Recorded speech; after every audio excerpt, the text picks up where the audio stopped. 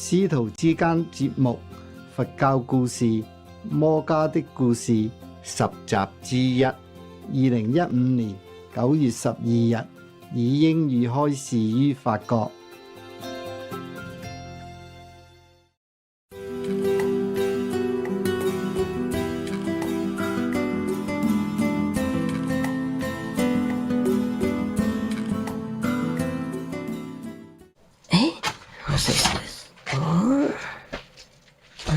有two.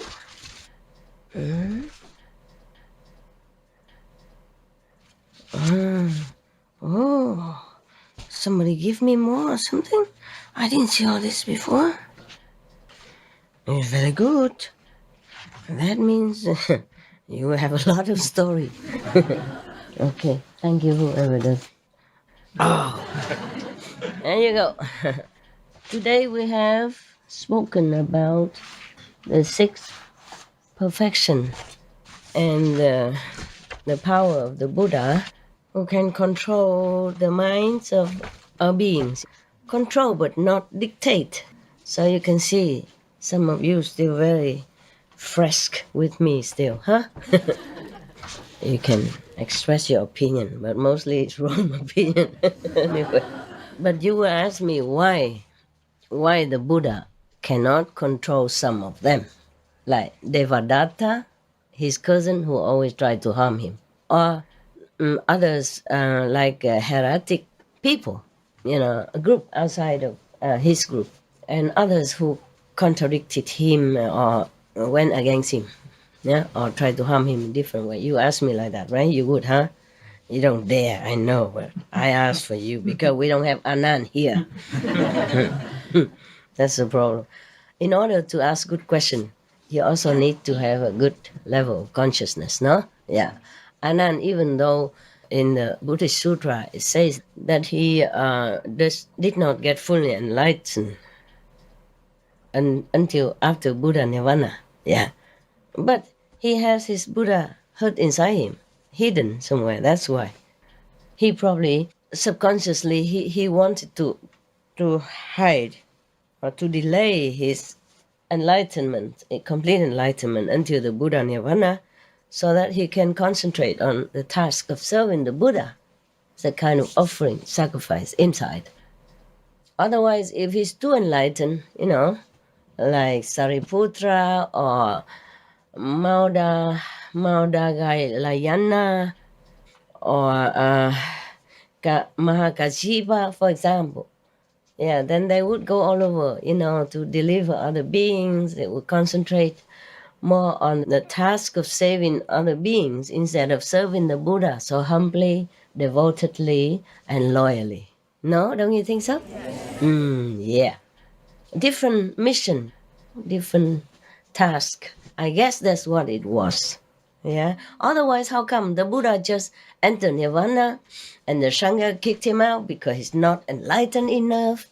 And then he went sit in the forest just a day or two, enlightened. Isn't that miraculous? Yeah. And remember every word that he heard in the Buddhist assembly, when the Buddha was still alive. Therefore, I suspected, that he did that on purpose. Not consciously, but like in his mind, in his soul, he wanted to delay his enlightenment. I suspected. Yeah, I think it's correct, no? Don't you think so? Yeah.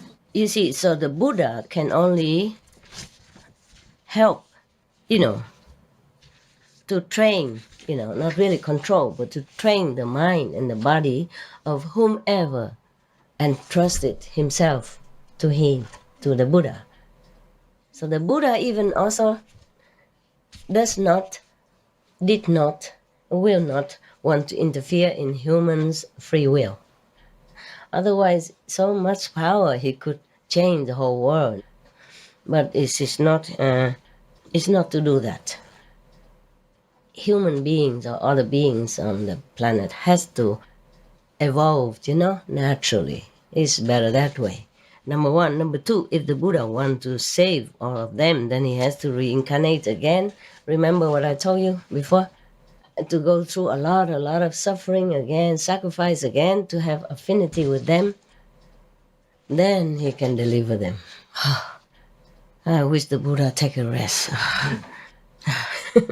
It's too much work, too much sacrifice, so many aeons of time in order to save, just some people.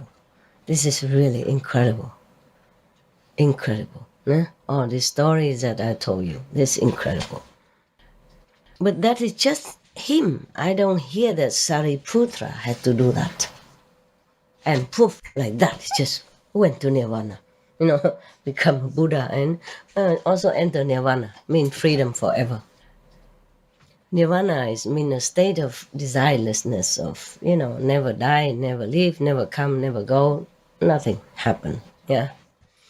So Sariputra obviously had, had a relationship with Buddha before, according to the story we heard. But nevertheless, he never had to sacrifice so much to attain Nirvana. So a Buddha is something else, Yeah, Sariputra can attain some enlightenment and can attain Nirvana, okay. But he probably did not have the power that a Buddha has. Yeah, because a Buddha has to sacrifice a lot of millions, billion, trillions of lifetime in order to accumulate all this merit and power that goes with it. You see, Sariputta can attain Nirvana, can attain complete enlightenment, okay, but doesn't have all this compassion, doesn't have all this power to save other beings like the Buddha did. Remember, he even denied one of the person who wanted to become a monk because he's too old. Not because he's too old, but because he thought, he and a lot of the great disciples of Buddha at that time refused that man to become a monk, to let him become a monk in the assembly, because he's kind of useless. He cannot do much for the Sangha. He cannot help even 1/3 of whatever work that is required. I thought we are a monk doing nothing. I thought if we became monk meaning doing nothing, no? Even at the Buddha time, has to do work. You hear that? Yeah, the Buddha did not say that. And other monks did not say that. And in the sutra did not say, okay, you become monk, but you must work. They did not even say what work. But through some of this leaking story, this is what you say, sutra leak. we have seen that, the monks has to work, probably cleaning the yard, sweeping the cave, or preparing the assembly area, yeah, or assigning, like who sit where and how many people. Why are you laughing? So familiar. But these are not monks who are doing it. It's you guys doing it yourself differently, But still, probably at that time the Buddha doesn't have lay people around, So when the lay followers come, they just sit, and listen, and then they bow and withdrew. Every story I heard that people respectfully bowed to the Buddha and then went home. So I guess they cannot stay because Buddha doesn't have house. And even people, they excuse me, this is for my throat, my sore throat and cough. I took a lot of medicine. Oh God, more medicine than food these few days. That's what I don't like about being sick. Okay, you lost your enthusiasm, lost appetite. Eat very less and take a lot of medicine. And it's sometimes ruin your body resistance. But I could sit there and heal myself and all that, but it takes forever and then I won't see you. So I take the shortcut. Quickie, recover in 2-3 days. And then I can come out, happily smiling, talk to you, and then you're happy. Just 1 or 2 days I didn't come out. People make a lot of noise trying to get attention and all kind of trouble. Like children, What? Mom? What why you don't come out? I want this, I want that. Ah, God. These are old children, you know. Big children. Adult children. All right.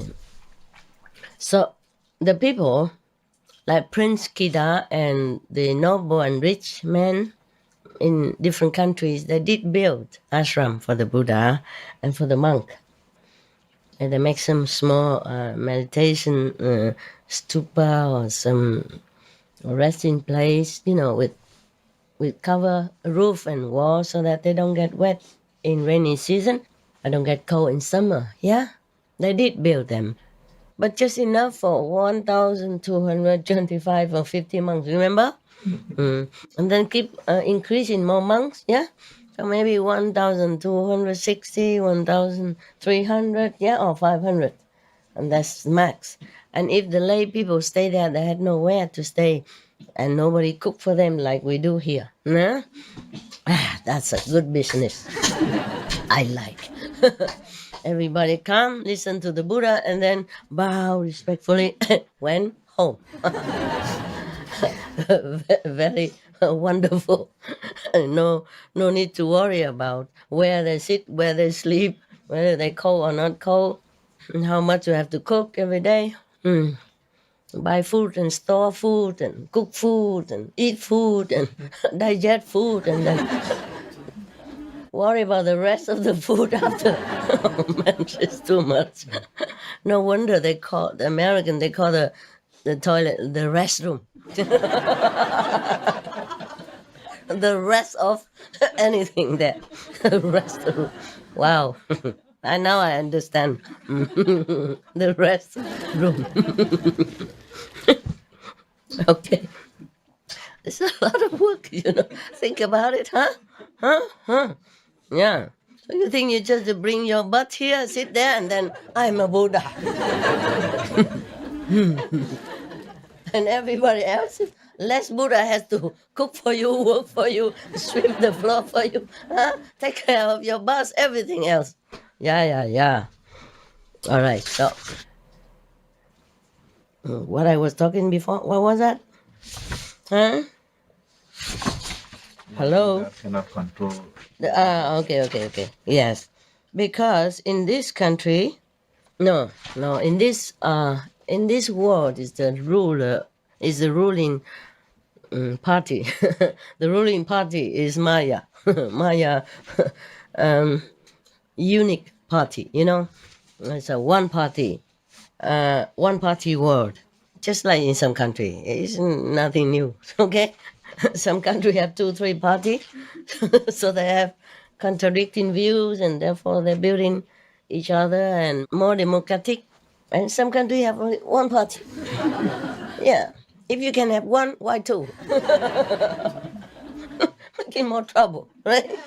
More names, more personnel. Oh, yeah, why? Okay, one party. So in this world, it's like that. One party. Maya party. Okay? Whoever don't belong to it, be in trouble. Whoever belong to it, yeah, seem to be better off. And even if you belong to that party, if you do something wrong, they still punish you. Not like they protect you or turn a blind eye on you. Nothing. Okay.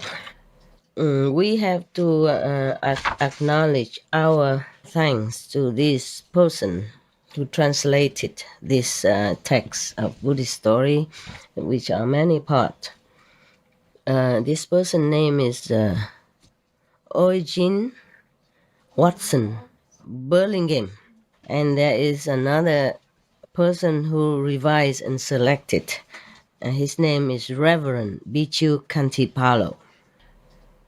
And the Buddhist Publication Society of Kandy in Sri Lanka produced this and put it on internet for us, free distribution. So today we can tell this story, and more stories to come. We have to acknowledge our thanks to them. And published with the permission of the Pali Text Society. We will offer some financial support. I will tell actually later on. Like with other translation team, translation society, so that they can continue their good work, even though they say it's for free distribution. All right, we thank you. We thank all these people. And we thank BPS Online Edition, whatever that. Okay, now we come to story number 1. Wow, I'm very happy. We have a lot of stories. That means I don't have to I don't have to think of what to tell you. Yeah. Story is always good. It's easy to remember. It offers ample example for us to follow, and it feels more real, more reinforcing, more encouraging for us to continue in our good path. We should really thank the past masters, monks and nuns and scholars who have taken time to record the Buddha's teaching after the master's nirvana, and also for the past and present persons, lay or monks or nuns who have really dedicated themselves, sacrificed their time and precious health or under any difficult situation to translate this so that I can read it to you. And we have to thank them. And may they be blessed forever by all the Buddhas, past, present, and future. May their merit be immense. May they be liberated forever. Thank you.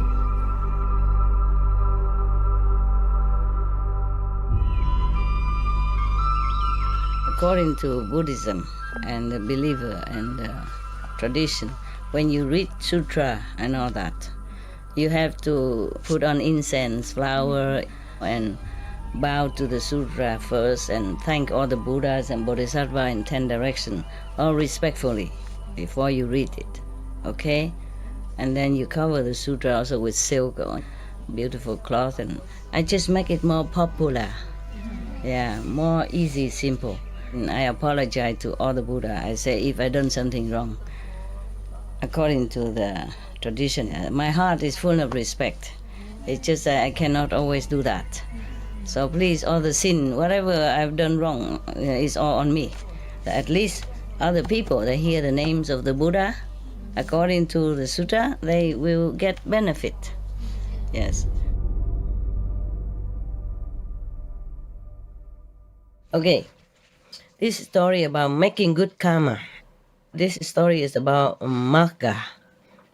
By heedfulness, by mindfulness, did Magha go to the lordship of the gods?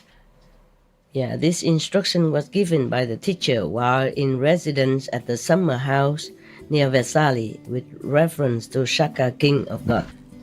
Shaka is a king of 33 heavens, and he rules over 33 heavens, the gods of 33 chief gods.